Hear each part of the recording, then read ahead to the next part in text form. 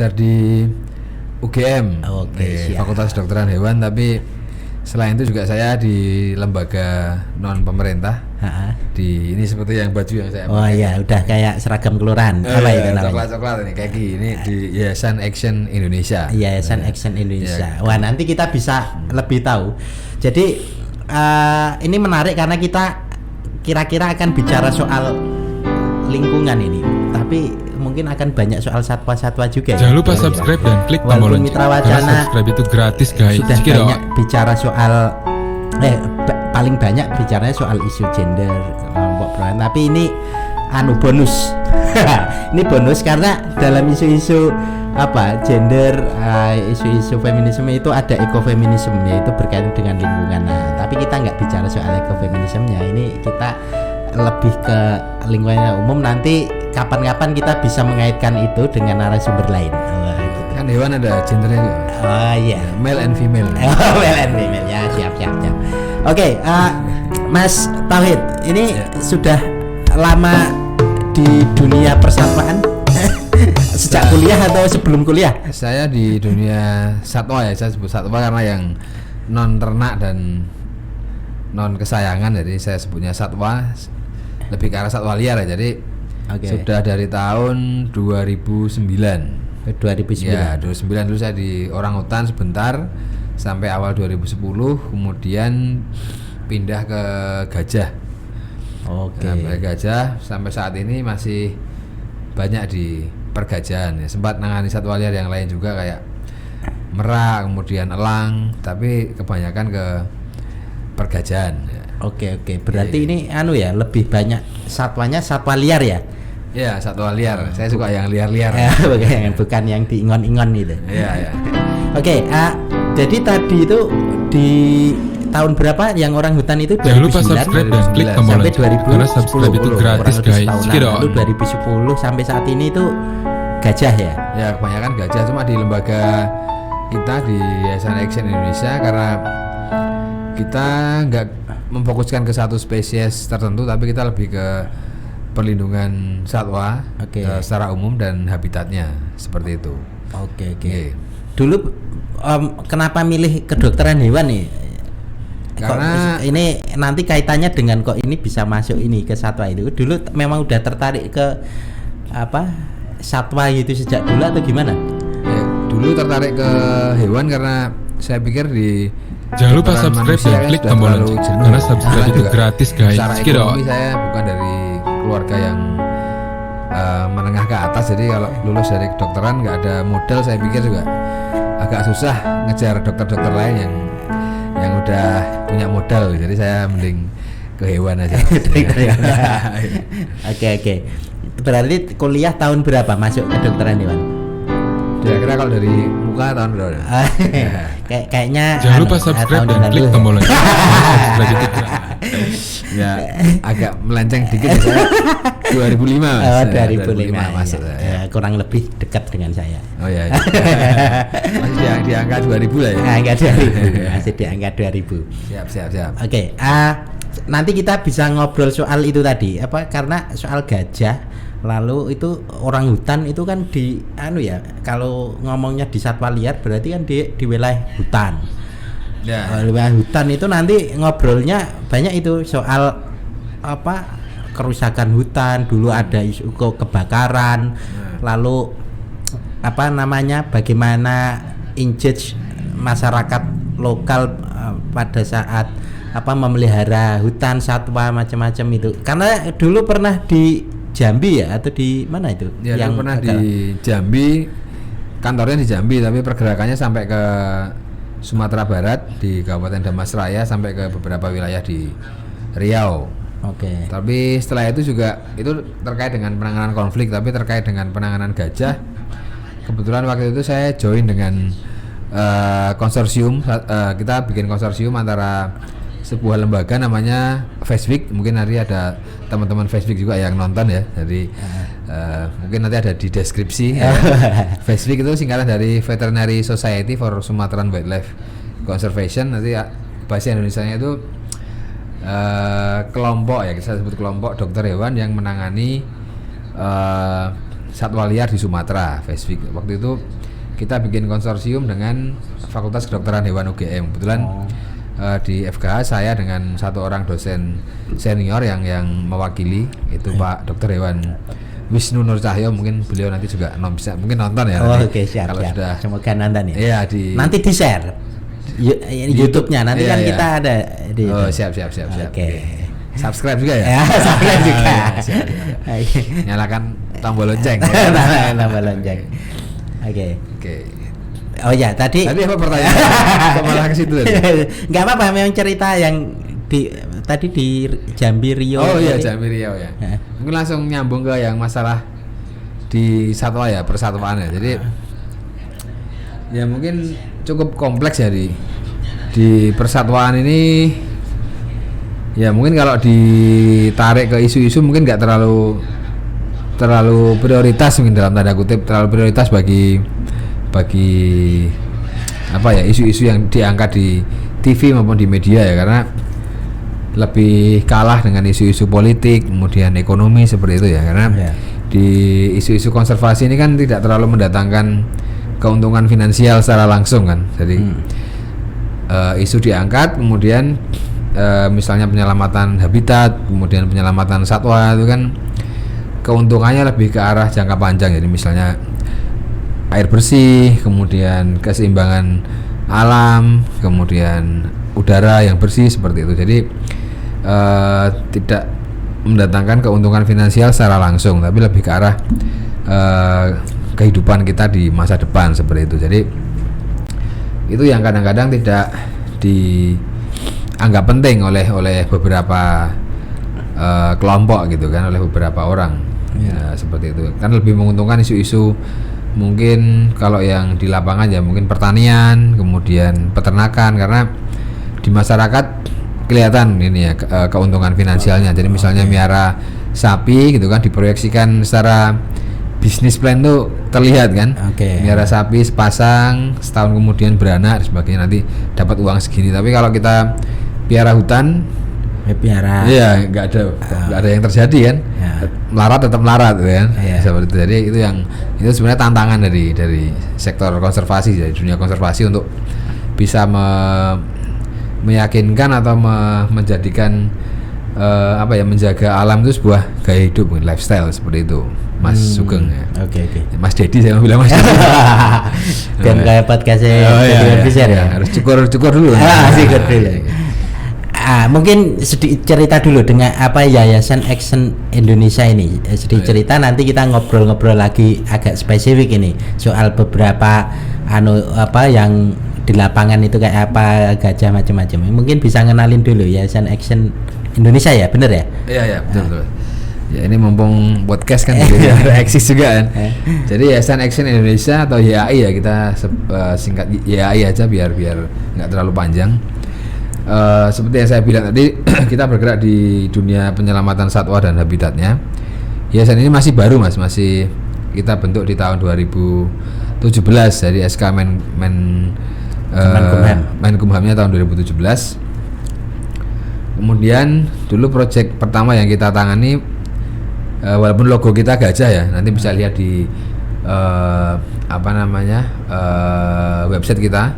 Nanti ada di deskripsi atau dimasukkan juga, itu aksikonservasi.org ya. Jadi kita baru menangani yang pertama masih kecil-kecil lah.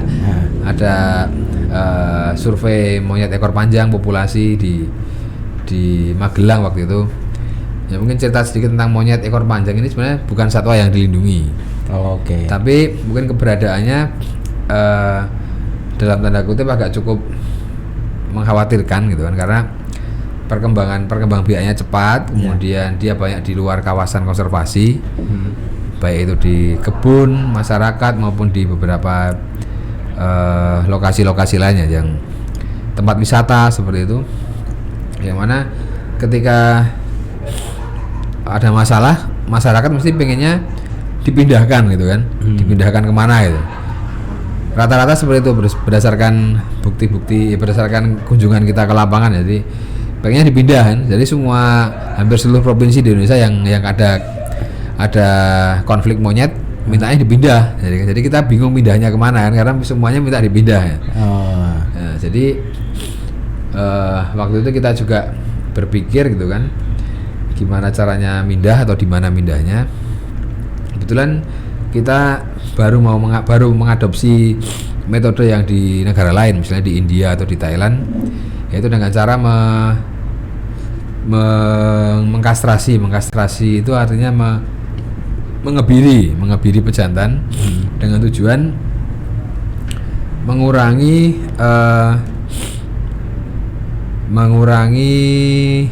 apa ya, pertambahan jumlah anak gitu kan, karena yang populasinya dengan cara mengebiri pejantan, kemudian kita bikinkan koloni baru, terus kita lepaskan di suatu tempat yang atau di habitatnya yang semula gitu ya. Jadi nggak dipindah. Jadi misalnya di lokasi X, terus kita lakukan penjebakan ya kan, di trapping gitu, kemudian kita operasi, di kastrasi, kita masukkan kandang koloni baru, ada proporsinya, ada jantan juga, betina. Kemudian dari situ kita kembalikan lagi ke habitatnya, dengan harapan pejantan tadi tidak bisa membuai betinanya. Maksudnya nanti tetap populasinya tetap bisa bertambah, tapi masih menunggu anakan yang dewasa seperti itu kan. Memang ada plus minusnya ya, mungkin dari teman-teman organisasi atau NGO lain juga mungkin kita butuhkan masukannya, karena apa ya? Ya mungkin nggak ada yang sempurna kalau kita pertimbangkan animal welfare atau apa namanya, kesejahteraan hewan. Mungkin ya ada 1-2 sisi yang misalnya dengan mengebiri, kemudian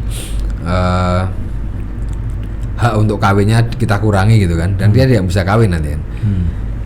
Nah itu juga mungkin ada solusi yang lebih baik, mungkin kita bisa komunikasikan itu kan, bisa duduk bersama dan kita bisa komunikasikan masukannya seperti apa. Itu tentang monyet, sekilas tentang monyet.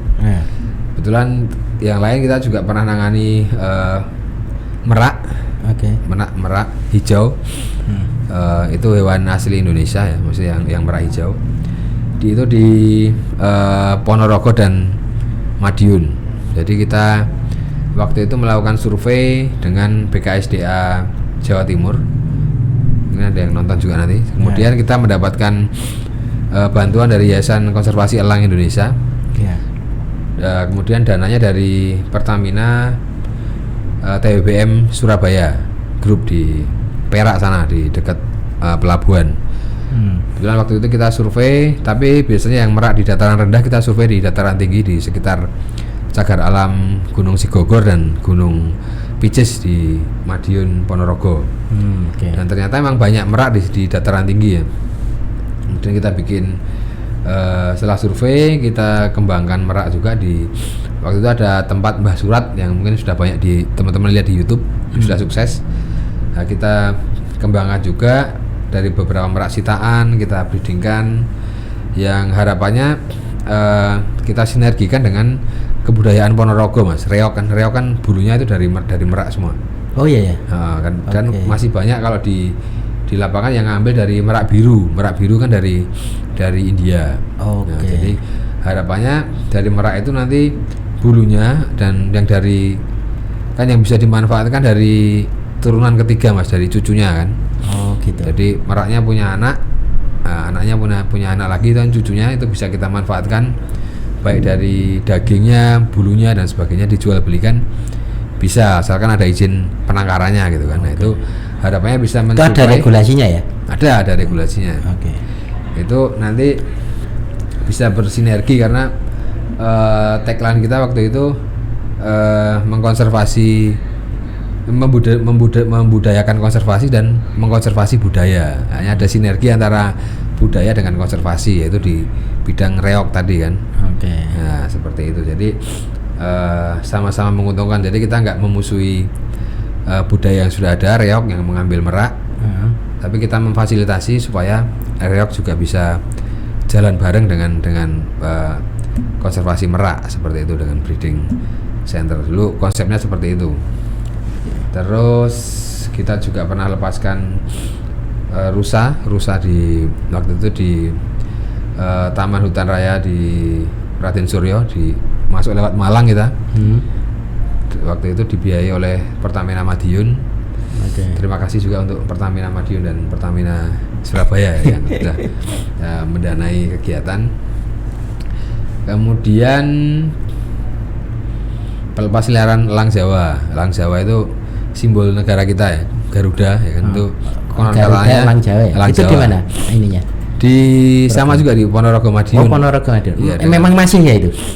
Masih. Elangnya masih ya? Kalau elangnya itu habitat elang Jawa juga, cocok untuk elang Jawa. Waktu itu elangnya dari BKSDA Jogja. Merapi ya? Dari waktu itu sitaan dan dititipkan di teman-teman di Wildlife Rescue Center di PPSJ di Kulon Progo, Pengasih.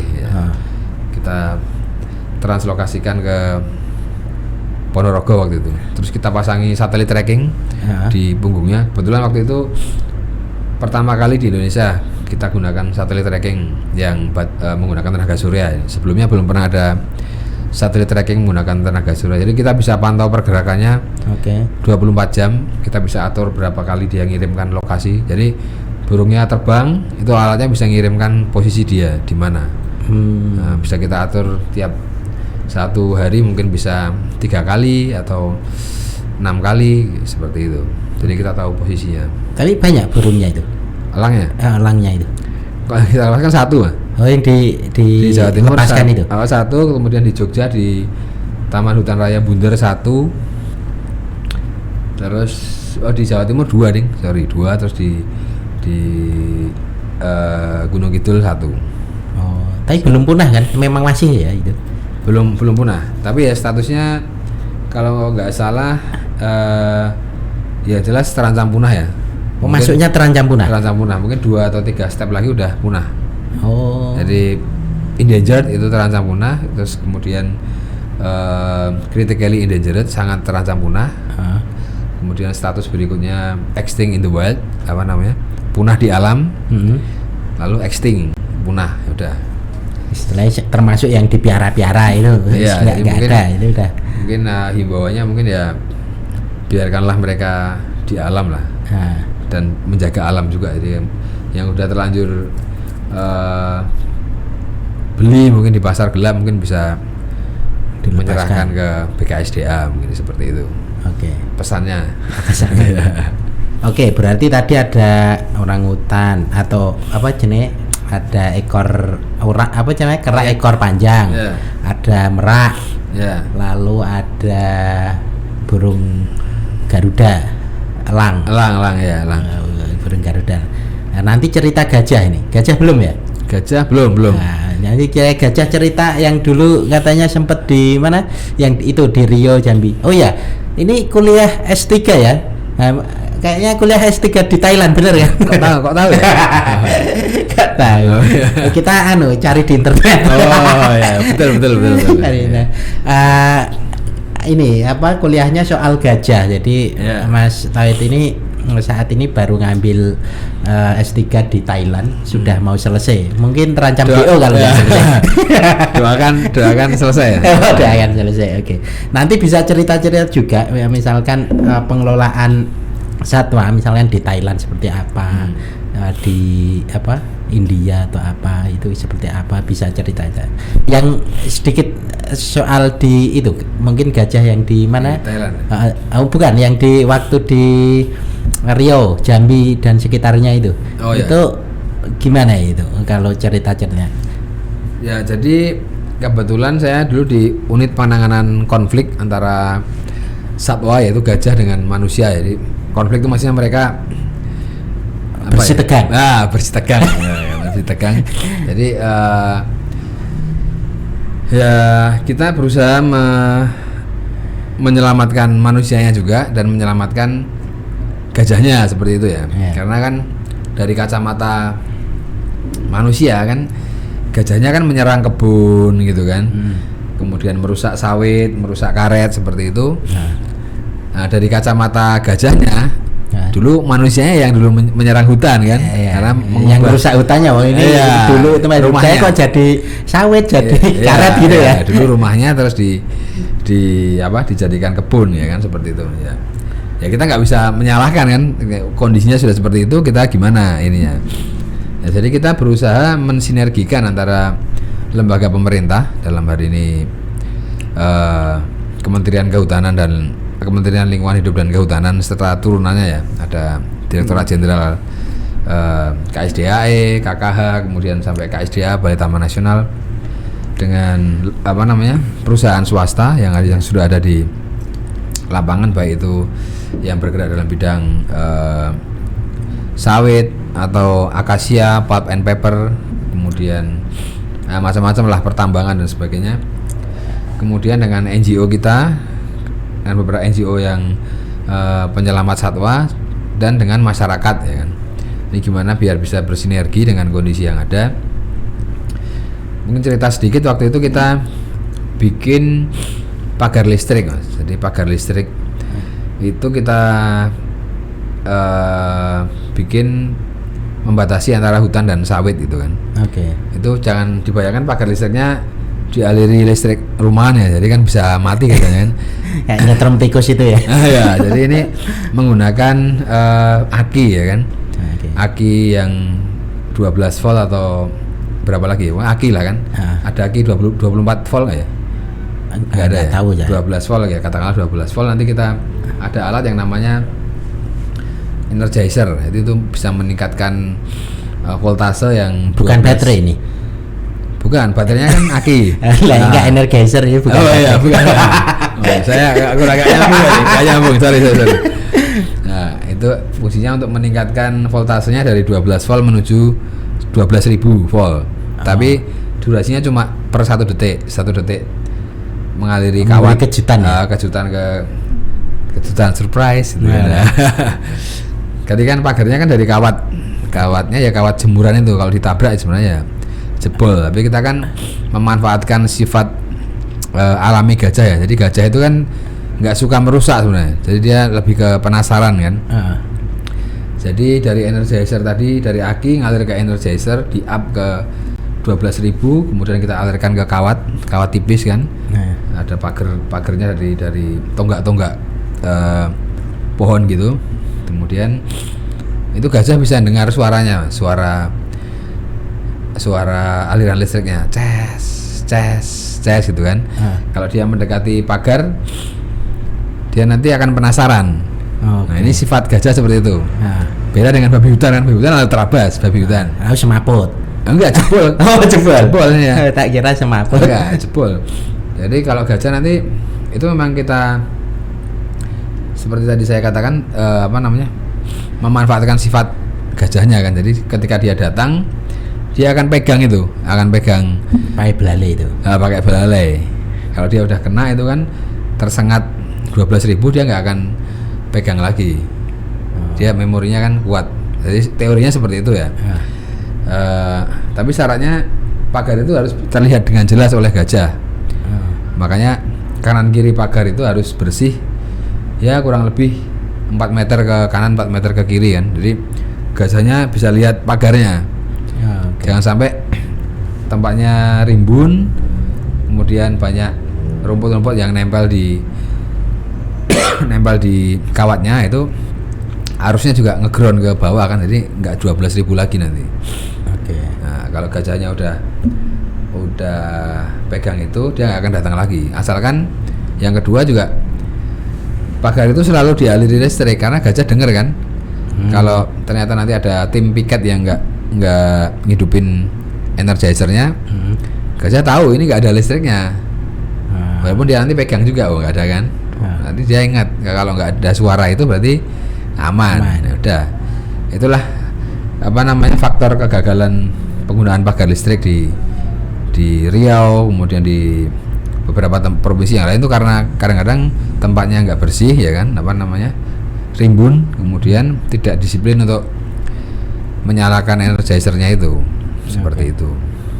Tapi nggak ada ini ya, nek kasus pemburuan gajah itu nggak ada ya? Atau maksudnya mungkin luwih kecelakaan karena buru babi atau apa, atau memang ada yang buru gajah itu? Kalau buru banyak. Jadi Memburu itu ada. Membunuh ya, mungkin kita bahasakan membunuh kan. Ada beberapa tujuan sih. Yang pertama karena memang merusak kebun ya kan. Merusak kebun. Kemudian petani marah ya kan. Kemudian mereka ngeracun tanpa ada tendensi untuk ambil gading. Tanpa atau dengan ada maksudnya tujuan awalnya mungkin karena dia merusak kebun ya. Yang kedua emang pemburu yang mengincar gading.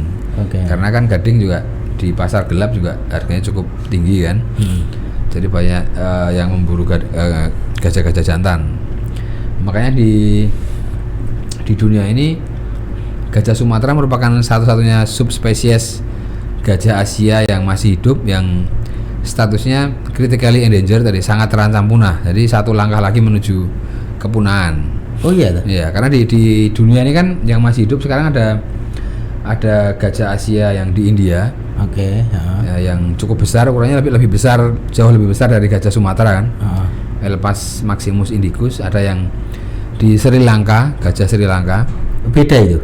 Beda subspesies. Kalau secara sekilas ya sama bentuknya kayak gitu. Cuma secara genetik berbeda kan. Ada Elephas maximus sumatranus, gajah Sumatera. Ini agak membosankan nggak ya? Enggak apa-apa. Nanti kalau yang bosan tinggal tidur aja. Sama yang gajah yang di Kalimantan, gajah Borneo kan. Nah, itu juga beda subspesies. Jadi yang gajah Sumatera ini yang statusnya cukup mengkhawatirkan, karena kalau nggak salah dulu ada laporan dari FKGI, itu Forum Konservasi Gajah Indonesia. Jadi dalam 10 tahun terakhir, saya lupa tahunnya sejak tahun berapa sampai sekitar tahun 2017 atau 18 itu penurunan populasi gajah di alam itu sampai hampir 50%. Jadi kalau kita proyeksikan 10 tahun lagi kan, karena 50% ya, kalau kondisinya sama, nggak ada perbaikan ya extinct kan, bisa punah. Ya, makanya saya cerita lagi, lanjut ke disertasi saya kan. Saya disertasinya kan ngambil masalah permanian, ini sperma gajahnya kan, karena saya dokter hewan, jadi saya mungkin kurang cocok mungkin dengan perlindungan habitat, jadi saya lebih ke arah breeding ininya, breeding gajahnya kan. Jadi gimana untuk mengembangbiakan gajah di luar habitatnya gitu. Seperti itu. Ya. Kalau Mas Robi udah ngasih tanda, kita harus break sebentar nanti. Kira-kira paling 5 menit lah, biar bisa minum ambekan itu. Siap. Gini. Ngangkring dulu. Ngangkring dulu. Jadi ditinggalan. Enggak, ini cuma 5 menit. Nanti ada semacam ILM, semacam iklan ILM gitu. Nanti kita lanjut lagi. Numpang iklan bisa, Mas? Numpang iklan. Enggak bilang. Enggak bilang. Kita lanjut lagi. Ini break 5 menit. Thank you. Waalaikumsalam. Ono apa ya Mas? Kok rame-rame ngene iki? Oh ya Allah, aku lali. Assalamualaikum warahmatullahi wabarakatuh. Selamat pagi pemirsa. Kali ini saya akan memberikan tips dan trik buat kalian cara menjaga kesehatan mental di saat pandemi COVID-19 ini. Seiyo Mas, aku tak nganggo sepatu dulu.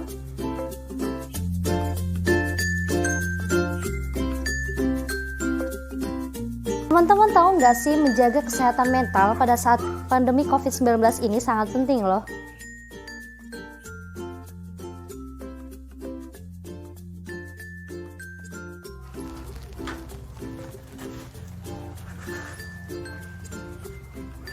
Ada beberapa hal yang dapat menyebabkan gangguan kesehatan mental, seperti rasa ketakutan atau rasa cemas kita akan adanya wabah, dan rasa jenuh saat karantina, kemudian banyaknya informasi yang simpang siur dan belum tentu jelas dan faktanya.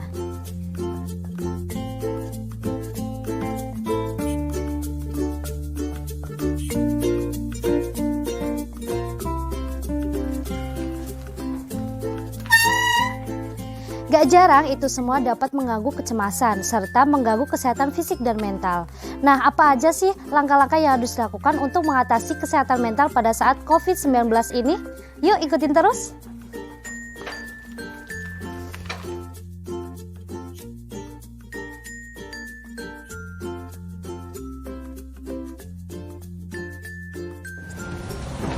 Yang pertama yaitu selalu melakukan aktivitas fisik. Seperti olahraga, melakukan peregangan, dan latihan pernafasan yang membantu kita untuk menenangkan diri atau merilekskan. Dan jangan lupa berjemur di bawah sinar matahari ya untuk meningkatkan imun tubuh kita.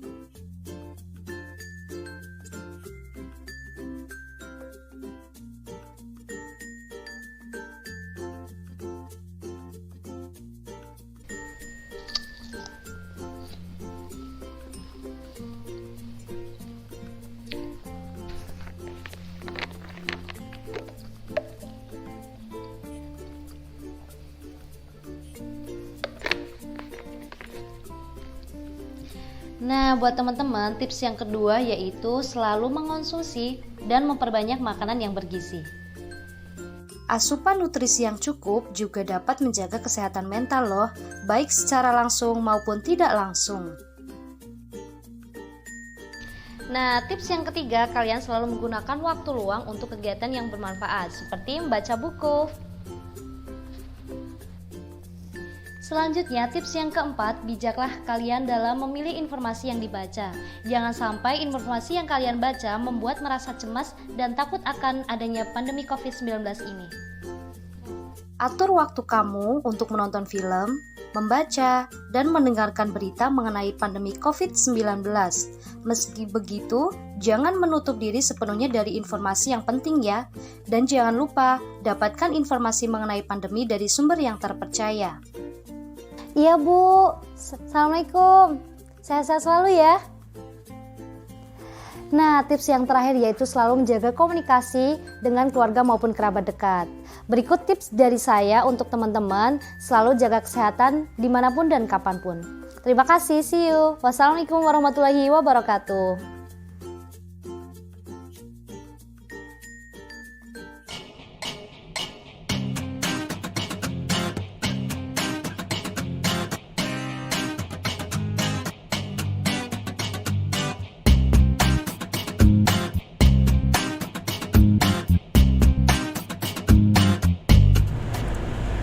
Oke, kita bertemu lagi ya dari apa jenenge rehat sebentar biar enggak sepaneng nanti yang dengerin bosen. Padahal ini tadi kuliah luar biasa. Oke, menarik Mas. Jadi ini informasi yang menarik karena pendengar mitra itu yang remaja juga banyak. Jadi ini menjadi pengetahuan bagi warga secara umum ya, paling enggak soal satwa, perlindungan satwa itu seperti apa itu menjadi agar orang juga aware ya soal itu juga mendapatkan informasi soal itu. Jadi walaupun kita sering diskusi soal lebih banyak lah maksudnya isu-isu sosialnya, ini ada satwa walaupun itu sebenarnya isu sosialnya di sekitar itu juga banyak ya sebenarnya. Ya sebenarnya isu sosial kalau bicara konflik sebenarnya isunya isu sosial ya. Karena di konflik satwa kan kita nggak melihat dari sisi biologi kemudian kesehatan hewannya kan nggak. Jadi ketika saya dokter hewan terus di masalah konflik itu saya PR-nya juga menyelesaikan itu secara sosial ya, ilmu apa namanya, ilmu sainsnya saya social science misalnya bagaimana cara approach kepala desa, bagaimana cara cara mendamaikan masyarakat dengan perusahaan seperti itu. Jadi karena ya lebih ke sosial ekonomi lah, lebih ke masalah sosial ekonomi. Oke. Yeah. Tadi kan kita bicara soal gajah tadi, itu masih ada yang disampaikan atau udah selesai tadi? Yang ada beberapa mungkin ditanyain aja Mas. Saya okay. Kalau nggak ditanya saya bingung. Enggak, tadi ada beberapa jenis gajah itu, ada 4 ya kalau nggak salah. Yang masih hidup sekarang ada 4 yang belum punah ya kan. Oke. Lalu yang dari Thailand itu masuknya gajahnya gajah India. Mungkin yang bagi yang belum tahu ya, di dunianya ada 2 macam gajah ya kan. Ada gajah Asia dan gajah Afrika, itu beda spesies. Oh itu beda ya? Beda jenis juga, beda genus. Tapi kalau disilangkan bisa nggak? Nggak bisa. Oh nggak bisa ya? Iya. Oh. Karena emang beda. Ya kalau kasarannya itu antara, ya maksudnya bukan jeruk ke jeruk ya, bukan apple to apple, jadi nggak bisa. Okay. Ya kalau dilihat mungkin kalau nanti googling ciri-ciri fisiknya juga beda, dari bentuk kepala, kemudian belalai, kemudian perbandingan ukuran telinga, macam-macam berbeda sekali antara gajah Afrika dan gajah Asia. Ya. Oke. Padahal kalau gajah Asia tadi walaupun beda ada 4 namanya 4 apa? Subspesies apa subspesies ya. Subspesies itu tapi bisa diselangkan kali itu. Bisa, tapi kalau menurut secara ilmiah itu tidak direkomendasikan untuk disilangkan karena akan merusak genetik ya kan. Oke. Ya karena yang nanti nggak akan bisa dikenali mana yang Sumatera, mana yang, jadi yang India tetap India, yang Sumatera tetap Sumatera. Ya. Seperti itu. Kecuali binatang ternak ya. Ternak bisa kita silangkan karena mungkin yang sapi A dia punya kelebihan ototnya gede gitu kan. Kemudian yang sapi B dia tahan penyakit, silangkan, itu bisa mungkin.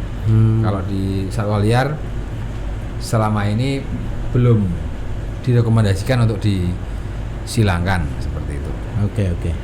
Ya. Oke, ini cerita sedikit nih soal penanganan kasus misalkan di banyak negara lah soal satwa liar itu gimana? Jadi kan satwa liar itu ya mereka hidup di alamnya mereka sendiri, manusia yang mungkin tadi itu katanya ya sebenarnya mereka memasuki area satwa liarnya itu akhirnya konflik, apalagi misalkan perusahaan gede-gede tidak hanya warga mungkin memanfaatkan 1-2 hektar buat pertanian, tapi kalau sawit macam itu kan perusahaan gede.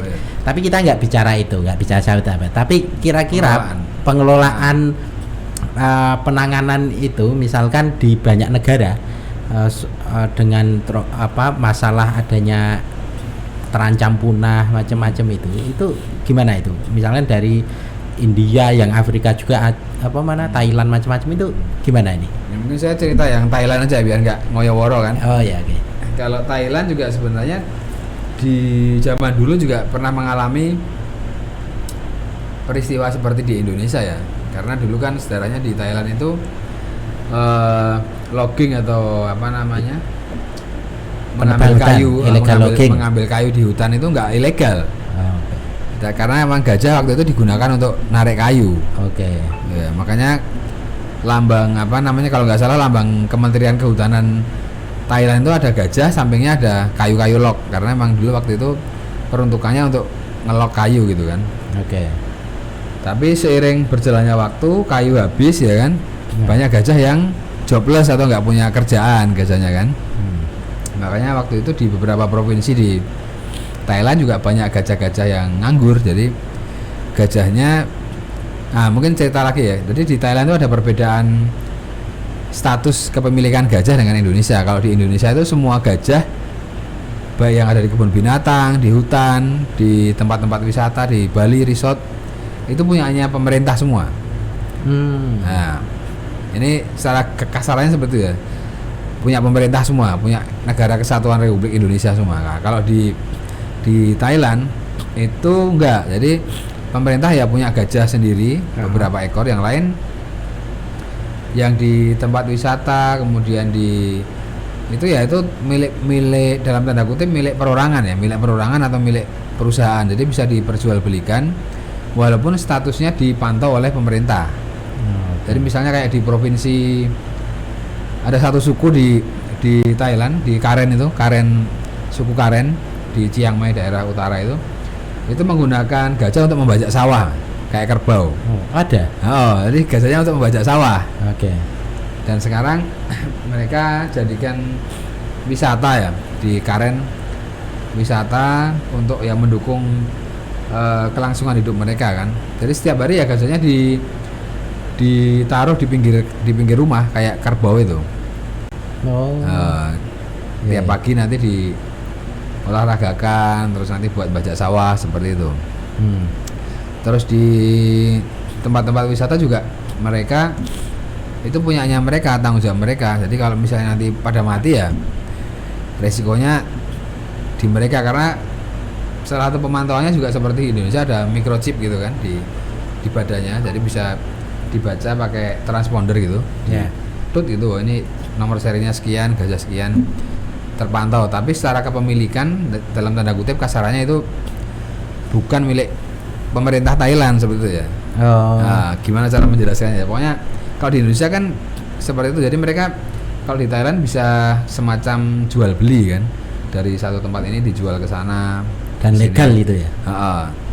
Cuma di sana di beberapa tempat juga lebih semangat mereka untuk breeding, karena gajah itu bisa mereka kelola dengan sistem mereka kan, dengan apa namanya? Istilahnya ada dampak ekonominya kan, berguna. Misalnya kayak sapi, kerbau kayak gitu asumsinya. Bahkan sampai sekarang breeding di Thailand setahu saya breedingnya bagus kan. Maksudnya kalau di Indonesia kan tren populasi di alam menurun. Kalau di Thailand tren populasi di alam itu malah meningkat. Jadi ketika ada program reintroduksi misalnya dari camp-camp gajah atau tempat wisata itu beranak pinak terus mau dikembalikan ke hutan, itu ditolak karena di hutan nggak butuh, karena populasinya naik malah. Justru harus dikurangi sebenarnya. Ya, itu mungkin impian di Indonesia mungkin seperti itu ya. Jadi habitatnya bisa dipertahankan, di luar habitat juga gajahnya terus beranak pinak itu. Karena di gajah ini tantangannya cukup banyak. Jadi kalau dari breeding ya, dari pengembangbiakan itu salah satunya karena yang pertama karena waktu buntingnya itu lama. Berapa tahun? Itu antara 18 sampai 22 bulan. Jadi hampir 2 tahun. Hampir 2 tahun ya. Dan anaknya kan satu. Rata-rata satu ya. Kayak kuda gitu. Anaknya satu, kemudian ketika lahir dia dapat ancaman dari satu virus yang cukup mematikan. Itu virus herpes gajah. Jadi Elephant Endotheliotrophic Herpes Virus atau EHV singkatannya. Itu virus herpes di gajah yang gajah resiko usia rentannya antara 0 tahun sampai sekitar 8 tahun atau 12 tahun, itu masih cukup rentan terkena virus ini. Jadi ketika lahir mak procot itu dia ada ancaman herpes tadi, dan itu fatal karena hampir tanpa gejala. Jadi pagi sehat sore mati. Sore sehat malam mati seperti itu. Gitu ya, langsung itu ya. Jadi dua tantangan itu, misalnya kita bisa membuntingkan gajahnya hamil, belum tentu nanti dia selamat ketika lahir. Jadi cukup berat juga di konservasi gajah untuk memperbanyak anakan seperti itu. Belum lagi masalah yang lain kayak manajemen di camp yang sekarang banyak gajah-gajah tua jarang dikawinkan, seperti itu juga terjadi di Indonesia kan. Jadi mungkin PR-nya cukup banyak juga. Itu gajah itu kalau nggak benar-benar istilahnya konservasinya bagus itu nanti punah kayak badak itu putih atau apa itu ya? Iya, itu kan memang punah itu ya. Punah ya. Yang terakhir dulu masuk koran yang umur udah tua itu loh. Lalu dia cuma awalnya 2 atau berapa, akhirnya mati satu-satu gitu. Itu terakhirnya. Wah, itu ngeri juga ya kalau memang nggak ada ini semacam program-program konservasi untuk alam. Nah, tapi menarik loh. Mungkin ini pengamatan aja lah, pengamatan aja. Sebenarnya dampak punah itu sebenarnya lebih banyak faktor apa sih? Cenderungnya eksternal apa internal? Kalau di Indonesia di Indonesia lah, atau yang jenengan tahu misalkan dari mungkin di Thailand atau Indonesia, atau pernah mengkaji di tempat lain juga nggak apa-apa. Mungkin saya lebih ke Indonesia aja. Indonesia ya faktor penyebab kepunahan lebih ke arah alih fungsi lahan kan, yang sebelumnya hutan menjadi yang lain, perkebunan misalnya. Kemudian racun, maksudnya apa, gajahnya dibunuh kan, baik itu dengan racun atau dengan senjata. Yang ketiga perburuan. Ya, lebih ke arah situ kalau di Indonesia. 3 itu ya paling dominan itu. Paling dominan menurut saya, setahu saya itu. Ya. Nah, karena kan kita itu sebagai kementerian apa itu kan banyak ya, mestinya bisa bersinergi, tapi gimana itu? Ini mungkin aja lah, sedikit pengamatan aja soal misalkan penanganan pemerintah untuk konservasi ini kan, mereka ada kementerian yang lingkungan hidup, lalu mungkin kementerian terkait itu apa aja? Malah mungkin jangan-jangan cuma satu kementerian lingkungan hidup itu aja.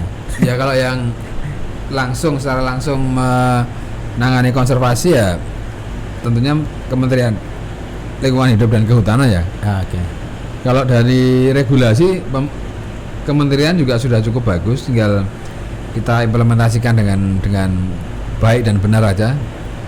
Kayak misalnya ya tadi sinergi itu penting dilakukan. Jadi sudah bukan waktunya lagi saling menyalahkan kan. Jadi antara NGO, organisasi non pemerintah seperti kita ini, kemudian mungkin bersinergi dengan kementerian, kemudian perusahaan, masyarakat, itu juga mungkin universitas juga ya.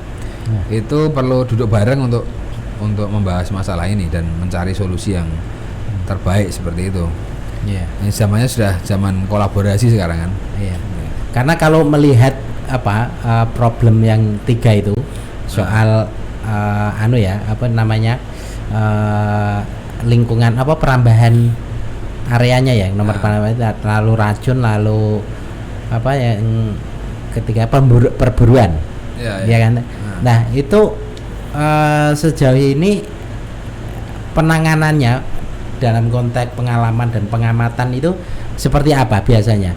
Soal misalnya ada problem ini, penanganannya itu biasanya seperti apa itu kalau ada kayak gitu? Sebenarnya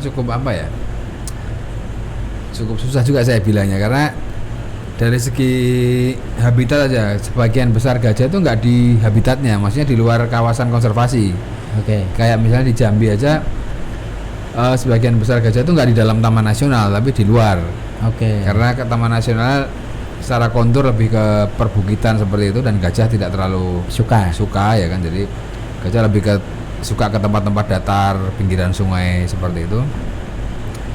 Jadi dari situ saja cukup menyusahkan ya, karena itu di luar kawasan konservasi dan masuk ke wilayah perusahaan.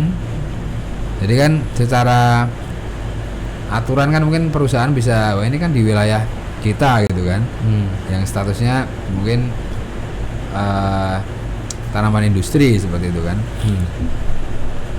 Ya itu, jadi menurut saya mungkin ya, kalau saya bicara dokter hewan, saya mengharapkan di breeding di luar kawasan konservasi. Jadi gimana cara ngawinkan gajah, kemudian bunting dan punya anak, dan anaknya selamat sampai umur sekian. Jadi maksud saya di kemudian hari gajah-gajah itu, selagi kita menyelamatkan hutan, nanti ketika hutannya sudah bagus, stok gajah di luar kawasan itu masih banyak gitu. Jadi itu pemikiran saya. Jadi bisa kita reintroduksikan lagi ke dalam hutan seperti itu.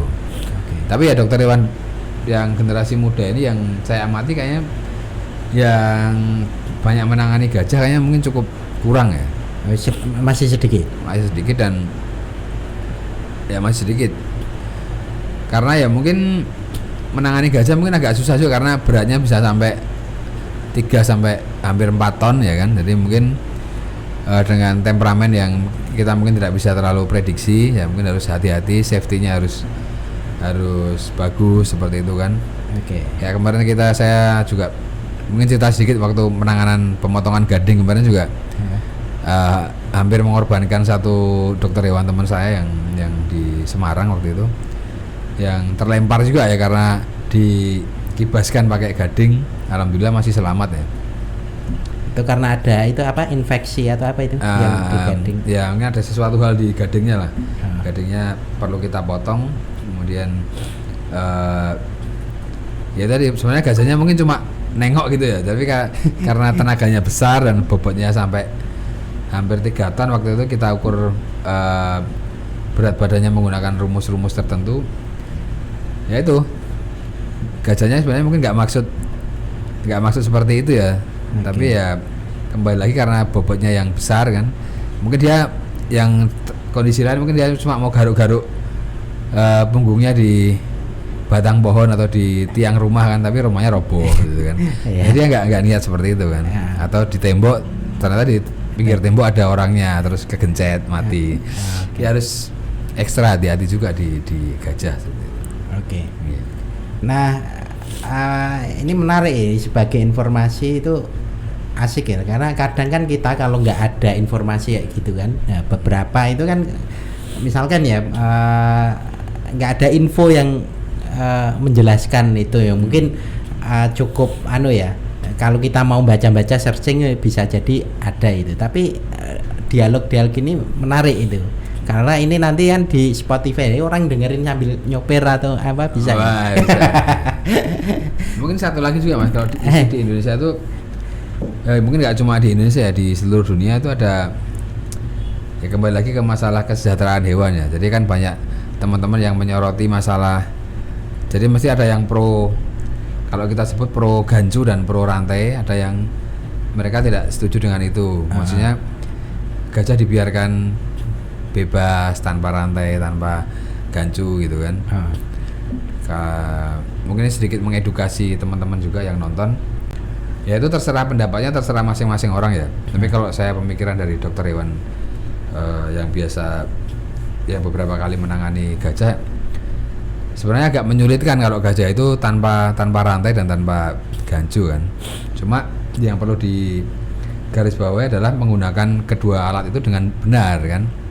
Misalnya kita menggunakan gancu untuk mengatur gajah, ya kita gunakan sesuai fungsinya. Jadi enggak sedikit-sedikit pukul tanpa perintah yang jelas, tanpa tujuan yang jelas, itu juga nggak benar juga. Jadi perlu ada mungkin pelatihan dan sebagainya untuk menggunakan gancu dengan seperlunya saja. Rantai juga misalnya tidak sepanjang hari dirantai seperti itu, tapi ketika memang dibutuhkan untuk dirantai, misalnya ditangani misalnya waktu potong kuku atau waktu sakit dan sebagainya, itu diperlukan. Karena misalnya kita tanpa dua alat itu juga nanti akan menyusahkan ketika gajahnya sakit kan. Karena nggak biasa dipegang, ketika sakit mungkin kukunya panjang atau ada duri atau apa di kakinya, setengah mati kita nangani dokter hewan. Kemudian masalah animal welfare yang lain, mungkin kalau lihat di media sosial mungkin banyak yang teman-teman yang tidak setuju dengan adanya gajah dinaiki gitu ya, ditunggangi gitu, seperti itu. Mungkin kalau dari saya juga belajar anatomi gajah, anatomi kuda dan sebagainya. Kalau isunya karena ditunggangi itu nggak boleh atau nggak sesuai, nggak berperi kehewanan, kalau menurut saya kembali lagi ke beban yang diangkat oleh gajah itu sendiri, karena gajah sendiri beratnya juga 4 ton. Mungkin dia menopang 10% dari berat tubuhnya masih oke ya. Kemudian yang kedua yang perlu digarisbawahi adalah eksploitasinya. Kalau misalnya sehari dia bekerja kurang dari 4 jam menurut saya, atau kurang dari 5 jam dengan istirahat yang cukup, pakan yang cukup, saya pikir itu masih memenuhi unsur-unsur kesejahteraan hewan ya. Karena kalau teman-teman mau mengajukan petisi dan sebagainya, mungkin perlu dilakukan pertimbangan-pertimbangan ilmiah seperti itu. Maksudnya jangan hanya mengedepankan persepsi pribadi atau persepsi dari sudut pandang manusia kan. Sudut pandang yang biasa digunakan untuk manusia kan. Kayak misalnya orang sakit diselimuti, orang sakit dikasih bubur, itu kan sudut pandang manusia ya. Tapi ketika kita bicara satwa kan beda kan. Jadi harus disesuaikan dengan hal-hal seperti itu. Mungkin bagi teman-teman yang nonton nanti kalau ada yang nggak cocok atau nggak setuju, mungkin nomor saya bisa ditaruh di deskripsi ya. Email aja deh, nggak nomor ring, email kan. Bisa diskusi. Bisa diskusi. Bisa Ya. diskusi. Kalau Tapi itu menarik loh. ya menarik ya. Karena kan kalau teman-teman lihat di media sosial atau di berita kan banyak, baik di Indonesia maupun di luar negeri ya, mesti ada dua kubu itu yang setuju dengan penggunaan gancu dan rantai, dan ada yang tidak setuju. Sebenarnya masalah esensialnya bukan di situ kalau menurut saya. Apa dulu kan, jangan asal nggak setuju. Kalau gajah liar ya jangan pakai gancu dan pakai rantai kan, dia biar dibiarkan di alam. Kalau gajahnya sudah masuk di kebun binatang, ya kalau menurut saya harus menggunakan gancu dan rantai dengan porsi yang pas seperti itu kan. Dengan porsi yang benar, rantainya harus berbahan yang bagus, tidak boleh melukai yang bisa bikin tetanus dan sebagainya. Seperti itu. Kalau di Lampung itu mana Waikambas? Waikambas ya. Itu gimana pengelolaannya? Dia juga pakai alat-alat itu juga. Kalau di Waikambas menurut saya bagus ya, sudah cukup bagus, apalagi di sana juga gajah dimanfaatkan untuk unit penanganan konflik ya. Jadi di sana ada namanya unit penanganan konflik yang diletakkan di pinggiran Taman Nasional. Jadi Waikambas itu adalah taman nasional ya, statusnya taman nasional. Kemudian berbatasan dengan persawahan dan perkebunan dan perkampungan gitu. Jadi konsep unit penanganan konfliknya jadi diletakkan di pinggiran itu perbatasan, dan mereka standby 7 hari 24 jam 7 kali 24 ya. Jadi cukup bagus, dan gajah-gajahnya juga mendapatkan pelatihan nutrisi yang bagus juga di unit penanganan konflik. Secara animal welfare juga diperlakukan dengan baik, setiap hari dilatih, pagi sore dilatih, karena gajah harus dilatih terus, misalnya untuk buka mulut, kemudian angkat kaki kanan kiri, depan belakang, rebah kanan rebah kiri, karena fungsinya walaupun latihannya singkat 5 menit tapi itu bermanfaat salah satunya ketika pengobatan dan perawatan kan. Karena kalau gajah nggak pernah dilatih angkat kaki depan kanan, menunjukkan kukunya, kita nggak bisa potong kuku seperti itu kan. Kukunya makin panjang pecah, bisa jadi masalah kalau gajahnya nggak pernah dilatih. Misalnya nggak pernah dilatih dibuka matanya, ketika matanya belean misalnya, susah mengobati. Kan kita cuma ngoleskan salep ke kucing mungkin bisa dengan mudah ya dipegangi 2 orang. Kalau gajah, kalau nggak biasa dipegang matanya, ngamuk kita yang repot. Nggak bisa biasa buka mulut, kita memasukin obat yang dimasukin mulut, gimana caranya. Jadi lebih ke arah kedisiplinan ya, dari pelatihan seperti itu. Oke. Wah, ini informasi yang cukup lengkap ini. Jadi ini luar biasa, karena kita mendapatkan tamu yang khusus ahli gajah ini. Sebenarnya tidak hanya gajah ya, tapi kajian spesifiknya gajah. Out of the box. Out of the box. Jadi outnya jauh banget. Tapi ini bonus. Jadi untuk teman-teman Mitra Wacana yang sering sudah banyak kita diskusi soal banyak isu, khususnya pendampingan kelompok perempuan, politik, entrepreneurship, soal lingkungan mungkin sedikit jarang, tapi itu sangat terkait itu.